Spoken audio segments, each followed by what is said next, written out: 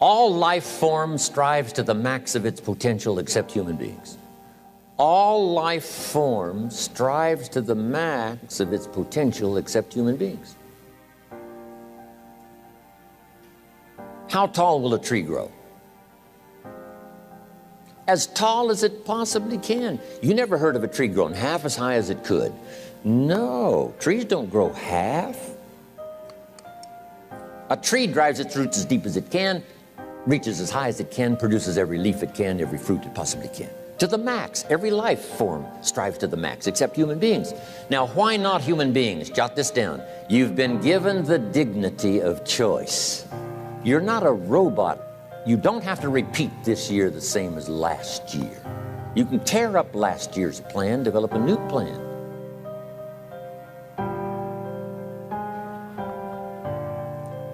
So, the dignity of being a human being. Now, here's the choice on being a human being. To be part of all we were meant to be, or to be all. To strive for all, or half, or part, or some. The choice is up to you.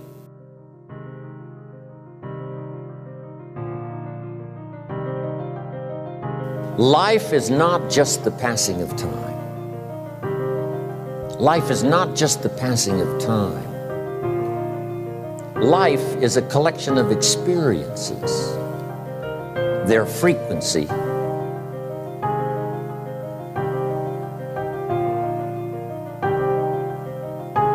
and their intensity.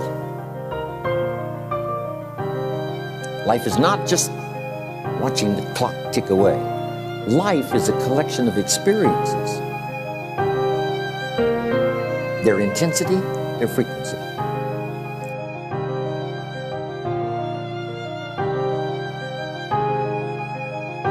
When should you start the day? As soon as you have it finished.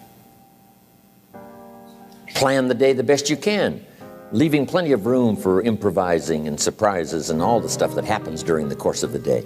But if you've planned a good, productive day, now you start that day, you can't believe how much more valuable your time will be. Don't start the day until you have it finished. Now here's the next one. Don't start the week until you've had it finished. Now to lay out a week is a pretty good challenge. Next, don't start the month until you have it finished. The places to go and the people to see and the productivity and the sales and the customers and the development and all the rest of what you want to accomplish during the course of 30 days. Don't start the month till it's finished. And then here's the big one. This is really challenging. Don't start the year until you have it finished. To the best of your ability. It can't be finished like minute by minute.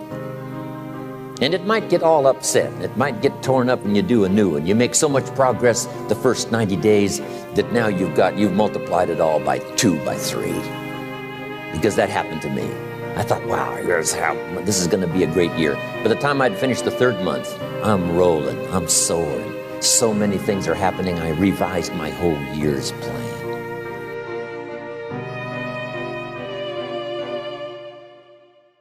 I got better. I got better day by day and week by week and month by month, and I'm asking you to do the same thing until you can develop a long arm and a long reach, until you can develop influence that won't quit. Touch people next year you couldn't touch this year. Touch people now you couldn't touch before. Conduct a meeting now you couldn't conduct before. Heart and soul now mixed in there that wasn't there, was missing before. I'm asking all of you to get better in spite of the winters, in spite of the downturn, the money downturn, the social downturn, the personal downturn, whatever it is. Just get stronger. Get better.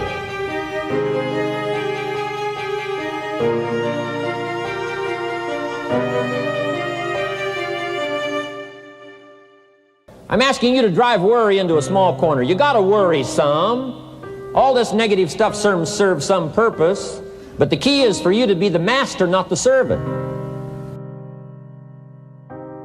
Here's what I'm asking you to do. You be the master of worry. Drive it into a small corner. Don't let it loose. And I'm asking you to go home with some new faith and some new courage. I'm asking you, don't worry. Drive it into a small corner. We've all got concerns, and sometimes we all wonder, And sometimes there's a little crack of doubt. We worry a little, but I'm telling you, drive it into a small corner. Drive your worries into a small corner. Enemies of the mind you got to do battle with in the summer. One is pessimism, that tries to get you only to see the negative side. Of course, there's the negative side. Life is part negative. What else is new? If the glass is half empty, it is half empty. You say, well, I've been only taught to see that it's half full. Well, sure, it's half full. But it's also half empty. I mean, can't you handle that? I mean, you know, that's not too difficult. But here's what pessimism would try to get you to do. Believe that it's only half empty.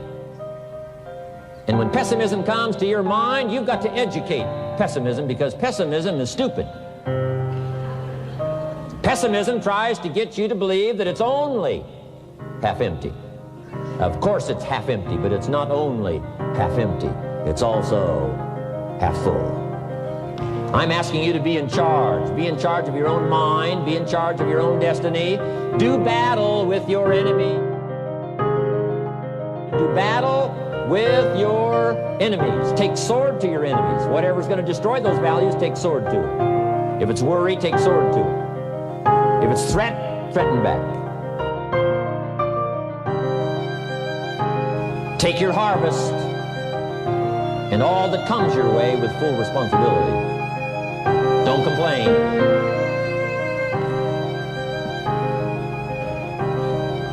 That fourth season, complaining, telling you, could ruin all of your chances. Complaining sometimes starts as an infection. If you don't take care of it, it becomes a disease. Do battle with it. In the harvest time, reap your harvest without complaint. It's your crop, you sowed it. You either made the calls or didn't make the calls. You wrote the letters, you didn't write the letters. You were steady or you weren't steady. You did it or you didn't do it. You put together a good day or you didn't put together a good day. Take responsibility when the harvest time finally comes and say, hey, it's my crop. Got to take responsibility for it. I do not complain. I'm asking you to be touched with the smallest of people's challenges.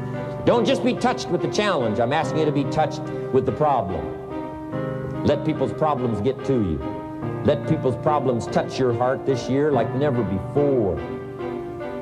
Be touched. Let life touch you. Don't let it kill you, but let it touch you. The problems that are out there, people struggling with their economy, struggling with their health, struggling with their future, I'm asking you to let that get around your heart. Let it do something to you. Don't go untouched. Don't go unmoved. When you walk out of here, open yourself up. Don't build up the walls. The same wall that keeps out disappointment keeps out happiness and opportunity. Take the walls down. Let yourself be touched by what's going on out there. Let sad things make you sad, as well as happy things make you happy. Let your heart get touched. What a next year you could have if you pay more attention this year, soak it up, gather it up, and reflect at certain times what's going on and what's happening. And this year will take a more powerful place in your experience. People will not believe the words you've chosen. They will not believe the heart and soul that you've mixed with words. They won't believe the power you've got. We've got this extraordinary opportunity now. Let us not keep it. Let us share it.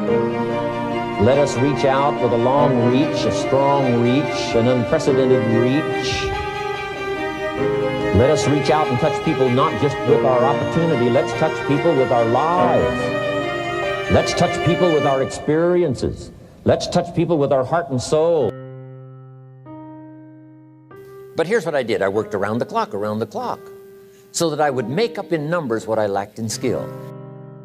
When you're new, you make up in numbers what you lack in skill. Now, when you become more skillful, the numbers can go down. But at first, if you want to compete or if you want to really get good, you've got to put in the numbers. I'll tell you what's really going to serve you well, and that's the excitement you feel inside that isn't even probably expressed on the outside, the excitement that runs deep, the excitement that stirs commitment, the excitement that stirs courage. Give me the chance, and I will get the job done. That kind of excitement.